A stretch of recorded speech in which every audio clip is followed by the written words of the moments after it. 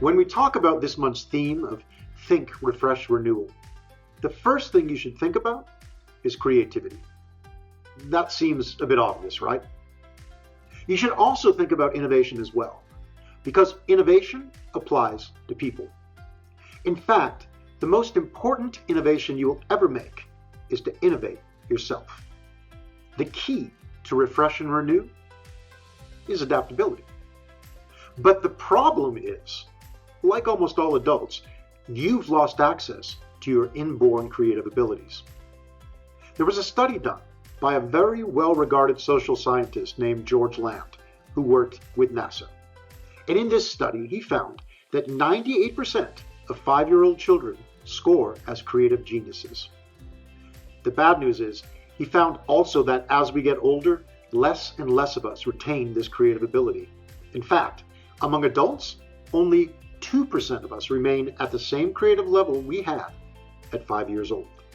Only 2% of us.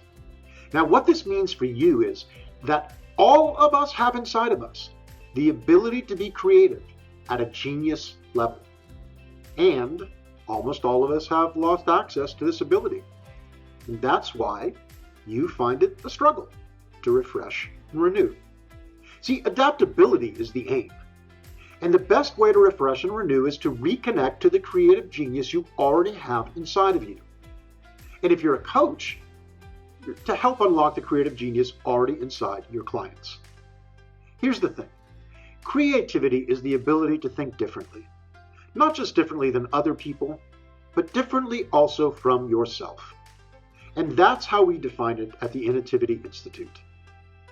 Innovation, by the way, is just the ability to act differently from yourself. That's what refresh and renewal is all about, isn't it? Thinking new thoughts and taking new actions. Now, if you're a coach, this is also what you want your clients to do. Think new thoughts and take new actions. Either way, what we want is to free the mind from its own limitations. Limitations you have put there yourself over the course of your life. You traded knowledge and wisdom for your creativity. No, it's not a bad exchange in many ways. Your knowledge and wisdom is useful. But the truth is, you didn't have to do that. And you can get your creative genius back while still keeping everything else you've built up. How do you do that? We'll look at that in the coming weeks. But first, we'll look at exactly how you lost your creativity. So join us next week to find out about that. Meanwhile, you can find out more about what I'm talking about at our website, which is on the screen, or reach out to me directly at my LinkedIn, which is also on the screen. See you next time.